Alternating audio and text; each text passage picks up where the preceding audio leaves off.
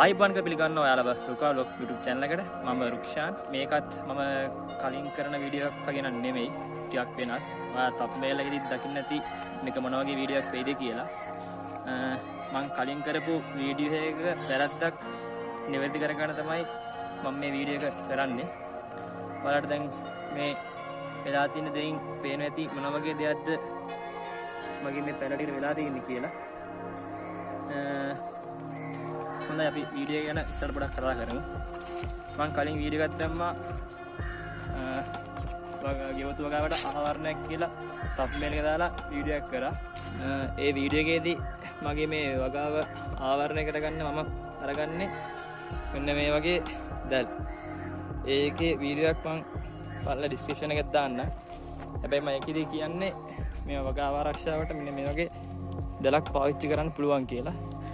ඒ වගේම ඒ වගාවට ආරක්ෂාවත් එක්කම ඒකේ අපිට වැල් භෝගයක් යවන්නත් බලාපොරොත්තු වෙන කියලා කිව්වා. ඒ වගේම මම බෝංචි මෑ කියන භෝග දෙක හිටුවා හොඳට පැලවුණා. ඊට පස්සේ ඊට දවස් 3කට විතර කලින් මේ දැල් ඔක්කොම විනාශ කරලා අතුරට බල්ලෝ එහෙම ඇවිල්ලා මෙන්න මේ වගේ දැල් කඩලා වලට වෙන දේ දැල් කඩලා දාලා ඉතින් මම මේ වීඩියෝ එක ගේන්නේ ඒ වීඩියෝ එකේ වැරද්ද නිවැරදි කරගන්න. මොකද මේ දැලෙන් විතරක් නම් ආරක්ෂාව හිතන්න බෑ. ඒක නිසා මම පහවදාම තීරණය කළා මෙන්න මේ වගේ වැටක් ගහන්න ගත්තා. තමයි ඉවර නෑ මම තමයි කරන් යන ගම. මම ඇත්තට මේ වීඩියෝ එක ගෙනාවේ ඒ වැරද්ද නිවැරදි කරගන්නත් එක්කම තමයි. මොකද මම මේකේ දැම්මනේ මේ දැල් වලින් වගේ ආරක්ෂා කරගන්න පුළුවන් කියලා. ඉතින් ඒක තව දුරටත් ඒක එහෙම නෙමෙයි.